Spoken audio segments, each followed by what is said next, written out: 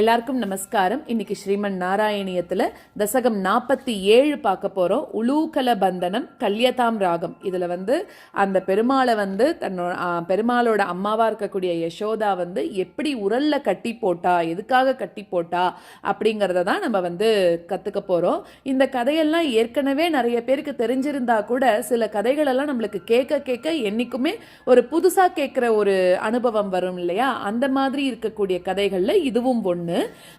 இதுல என்ன சொல்றா அப்படின்னாக்க, ஒரு நாள் யசோதா தயிர் கடைஞ்சிட்டு இருக்கிற போது பெருமாளுக்கு ரொம்ப பசி வந்துடுதான். அந்த பசி மிஞ்சி போனதுனால என்ன பண்றாராம் பெருமாள், அந்த யசோதா கிட்ட போய் தயிர் கடைய விடாம தடுக்கிறாராம். இப்பவே எனக்கு பால் கொடு அப்படின்னு சொல்லி அழுது அடம் பண்றாராம் அந்த தாய் கிட்ட போயிட்டு. உடனே அவ என்ன பண்ணா அப்படின்னாக்க, சரின்னு அந்த தயிர் கடையறத நிறுத்திட்டு உனக்காக பால் கொடுக்கறதுக்கு உக்காந்தா.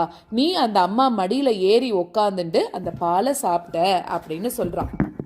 ரெண்டாவது ஸ்லோகத்துல நீ என்ன பண்ற, அந்த மார்பகங்கள்ல பாலை பாதி சாப்பிட்டுட்டு திருப்பி அந்த அம்மாவை பார்த்து சிரிக்கிறியாம். திருப்பி கொஞ்சம் பால் சாப்பிடுற, திருப்பி அழகான ஒரு புன்முறுவல் பண்ற அப்படின்னு சொல்றா. இப்படி உன்னை ரசிச்சுட்டே இருக்கும்போது யசோதா என்ன பண்ணிட்டாலாம், அடுப்புல பால் வச்சிருக்காளாம். அதை வச்சுட்டோம் மறந்துட்டோம் அப்படின்னு சொல்லிட்டு செத்த நாழி உன்னை கீழே இறக்கி விட்டுட்டு அந்த அடுப்புல பொங்கிட போறதோ அப்படின்னு சொல்லக்கூடிய அந்த பாலை பொங்கி வழிஞ்சிருத்து அந்த பால். ஏன்னா அம்மா இந்த கிருஷ்ணரோட அனுபவத்திலேயே ஈடுபட்டு இருக்காளாம். இது அழகா சிரிச்சு அம்மாவை மயக்கின்னு இருக்கான். அதனால அந்த வெச்ச பாலை மறந்தவ ஓடி போய் பொங்கி வழிஞ்ச பாலை இறக்கணும் அப்படின்னு உன்னோட அம்மா உன்னை கீழே இறக்கி விட்டுட்டு ஓடி போனா அப்படிங்கிறா. அடுத்த ஸ்லோகத்துல நீ என்ன பண்ண, இப்படி நீ பாதி பாலை நீ ரசிச்சு குடிச்சுட்டு இருக்கிற போது உனக்கு அதுல ஒரு தடை வந்துடுத்தோ அப்படிங்கிறதுனால உனக்கு கோபம் வந்துருத்தான். அதனால நீ என்ன பண்ணனா, உனக்கு என்ன பண்றதுன்னு புரியாம பக்கத்துல இருந்த மத்தை எடுத்து தயிர் கலையத்தை உடைச்சிட்ட. நான் பால் சாப்பிட்டு இருக்கேன், நீ என்னை விட்டுட்டு போயிட்டியே அப்படின்னு சொல்லிட்டு எனக்கு நீ பால் கொடுக்கறத விட பொங்கி வழிஞ்ச பாலை பார்க்க போயிட்டியா அப்படிங்கிறதுக்காக மத்தை எடுத்து தயிர் கலையத்தையே உடைச்சிட்டாராம் பெருமாள். நாலாவது ஸ்லோகத்துல அம்மா உள்ள போயிருக்கா, ஏதோ சத்தம் கேட்கறதே அப்படின்னு ஓடி பாக்குறாளாம். ஏன்னா இந்த குழந்தைய இப்படி தனியா விட்டுட்டு போகும்போதெல்லாம் இதுக்கு எவ்வளோ ஆபத்து வந்திருக்கு இல்லையா, எல்லாமே தெரியும் இல்லையா. சகடாசுரன் வந்தான், பூத்தனா வந்தா, இப்படி ஒன்னொன்னா வந்ததை நினைச்சு அம்மாவுக்கு ரொம்ப கவலைப்பட்டு ஓடி பாக்குறாளாம். அப்ப பார்க்கும்போது உன்னோட புகழ் எப்படி இந்த பூலோகத்துல எல்லா இடத்துலயும் பரவி இருக்கோ அதே மாதிரி நீ உடைச்ச தயிர் கலையத்திலிருந்து தயிர் வீடு முழுக்க பரவி இருக்கிறத அந்த தாய் பார்க்கறா அப்படிங்கிறது நாலாவது ஸ்லோகம். அஞ்சாவது ஸ்லோகத்துல வேத நெறிகளால கூட தேடப்பட்ட ஒன்ன பெரிய பெரிய புண்ணியம் செஞ்ச அந்த யசோதை என்ன பண்றான்னா, எங்க போயிட்டான்னு தெரியல, தயிரை உடைச்சிட்டு பெருமாள் எங்கேயோ போயிட்டாராம். அப்போ எங்க போன அப்படின்னு ரொம்ப கோபத்தோட தேடின்னு வந்த போது நீ என்ன பண்ண, உன்னோட காலடி இருக்குல்ல, தயிர் வீடு ஃபுல்லா பரவி இருக்கு. அந்த தயிரை மிதிச்சுட்டு அந்த குட்டி கண்ணன் எங்கேயோ போயிருக்கானாம். ஸோ அந்த காலடியை வச்சு தேடிண்டே போய் பார்த்தாக்க ஆத்துக்கு கொல்ல பக்கத்துல ஒரு உரல் இருந்துதான். அந்த உரல் மேல என்ன பண்றன்னா, நீ உட்காந்துட்டபடி பூனைக்கு நீ அந்த வெண்ணெயை கொடுத்துட்டு இருந்த அப்படின்னு சொல்றார். அதாவது பெருமாளுக்கு புது வெண்ணெய்னா ரொம்ப பிடிக்குமா. பழைய வெண்ணெயை விட அப்பதான் தயிர் கடைஞ்சா அதுல வெண்ணெய் வரும் இல்லையா, அதை எடுத்துட்டு அந்த உரல்ல கொஞ்சத்தை மறைச்சு வச்சுட்டு அது மேல பெருமாள் உட்காந்துட்டு கொஞ்சத்தை பூனைக்கு கொடுத்துட்டு இருக்கிறத உன்னோட அம்மா பார்த்தா அப்படின்னு சொல்றது அஞ்சாவது ஸ்லோகம். இன்னும் நிறைய இந்த அனுபவங்கள் இருக்கு. முதல்ல இந்த 5 ஸ்லோகங்களை கத்துன்ட்டு அடுத்தது 6வதுல இருந்து 10வது வரைக்கும் இருக்கக்கூடிய ஸ்லோகங்களை பார்க்கலாம். ஏகதா ததி விமாத காரிணீம் மாதரம் சமுபசேதிவான் பவான் ஸ்தன்யலோலுபதயா நிவாரயன் அங்கமேத்ய பபிவான் பயோதரௌ. ஏகதா ததி விமாதகாரிணீம்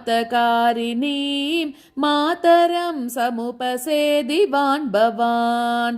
ஏகதா ததி விமாதகாரிணீம் மாதரம் சமுபசேதிவான் பவான் स्तन्यलोलुपतया निवारयन् अङ्गमेत्यपपिवान् पयोधरो स्तन्यलोलुपतया निवारयन् अङ्गमेत्यपपिवान् पयोदरो एकदा दधि विमातकारिणीं मातरं समुपसेदिवान् भवान् स्तन्यलोलुपतया निवारयन् अङ्गमेत्यपपिवान् पयोदरो एकदा दधि विमातकारिणीं मातरं समुपसेदिवान् भवान् स्तन्यलोलुपतया निवारयन् अङ्गमेत्यपपिवान् पयोदरो अर्धपीत कुचकुड्मले त्वयि स्निग्धहास मधुराननाम्बुजे दुग्धमीश दहने परिसृतं दर्तुमाशु जननी जगामते अर्धपीतकुचकुड्मले त्वयि स्निग्धहासमधुराननम्बुजे अर्धपीतकुचकुड्मले त्वयि स्निग्धहासमधुराननाम्बुजे दुग्धमीशदहने परिसृतं दर्तुमाशु जननी जगामते दुग्धमीशदहने परिसृतं दर्तुमाशु जननी जगामते अर्धपीतकुचकुड्मले त्वयि स्निग्धहासमधुराननाम्बुजे दुग्धमीशदहने परिसृतं दर्तुमाशु जननी जगामते अर्धपीतकुचकुड्मले त्वयि स्निग्धहासमधुराननाम्बुजे दुग्धमीशदहने परिसृतं दर्तुमाशु जननी जगामते सामिपीतरसभङ्ग संगत क्रोधभार परिभूत चेतसा मन्थदण्डमुपगृह्य पाटितं हन्तदेव दधिभाजनं त्वया सामिपीतरसभङ्गसङ्गत क्रोधभारपरिभूतचेतसा सामिपीतरसभङ्गसङ्गत क्रोधभारपरिभूतचेतसा मन्थदण्डमुपगृह्य पाटितं हन्तदेव दधिभाजनं त्वया मन्थदण्डमुपगृह्य पाटितं हन्तदेव दधिभाजनं त्वया सामिपीतरसभङ्गसङ्गत क्रोधभारपरिभूतचेतसा मन्थदण्डमुपगृह्य पाटितं हन्तदेव दधिभाजनं त्वया सामिपीतरसभङ्गसङ्गत क्रोधभारपरिभूतचेतसा मन्थदण्डमुपगृह्य पाटितं हन्तदेव दधिभाजनं त्वया उच्चलध्वनितम् उच्चकैस्तदा सन्निशम्य जननी